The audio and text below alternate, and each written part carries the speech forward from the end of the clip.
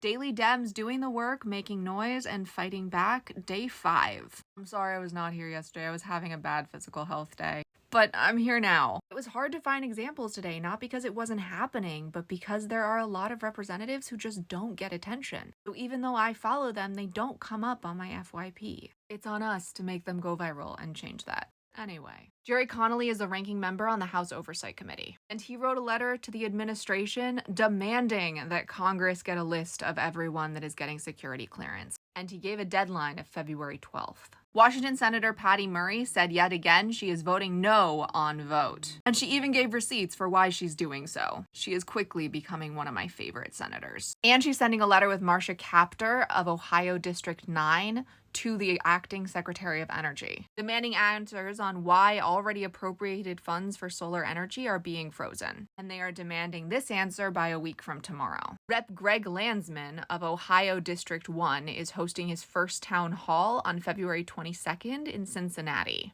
This is the first town hall I've seen being publicized. So if your elected official is not holding a town hall, whether in person or virtually, that is something you should be calling them about. If Landsman is your congressman and you are available between 12 and 1 on February 22nd to go to the Blue Ash Municipal Building, you should go. And come with questions. Robert Garcia, California 42, is continuing to raise his voice against the Democratic senators who are still voting to confirm some of DT's nominees. And finally, Rep. Andrea Salinas from Oregon District 6 went to Lines for Life, the largest mental health crisis hotline in Oregon, and directly asked them how they would be affected if federal funding ended. I think this is brilliant, but it only works if she gets more than 8 views on the video. Part of being in Congress is passing bills and resolutions and things you have to do in Washington. But another part of it is communicating with and educating your constituents. And she is doing that in a very tangible way. So bottom line, it's on us to raise up these voices. And please remember, this isn't all that happened today. So much happened behind closed doors that we don't even know about yet because it's not ready for public consumption. So take heart. There is work being done every day to protect us. Your voice is your superpower,